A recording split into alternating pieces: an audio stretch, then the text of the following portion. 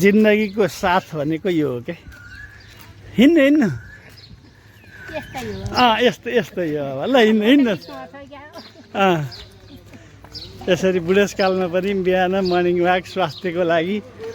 अब अरू को छ डोर्याएर हिँड्ने बुढाको बुढी बुढीको बुढो होइन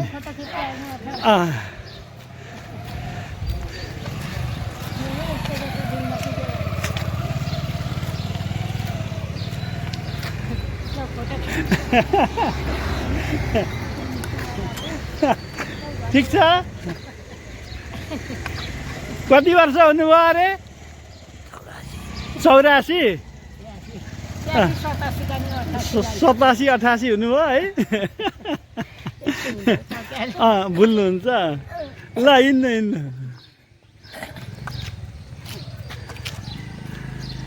ल छोराछोरी कसले डोर्याएर हिँड्ने पहिला त बुढाबुढी आफै हिँड्नु पऱ्यो अनि पछि बल्ल एक्लो भएपछि बल्ल छोराछोरीहरूको बुहारीको साथ हो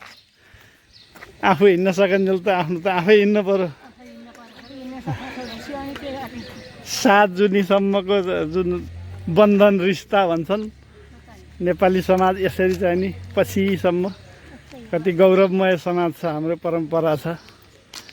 विदेशतिर भए अब यत्रो उमेरसम्म त कतिवटा चाहिँ विवाह हुन्थ्यो कतिवटा डिभोर्स हुन्थ्यो होला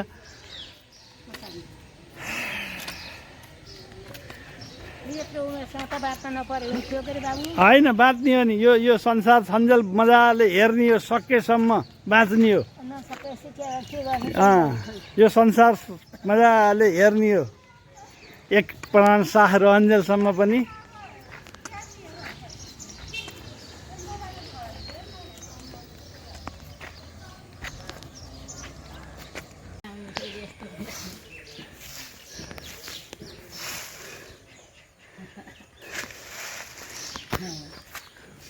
कति वर्ष हुनुभयो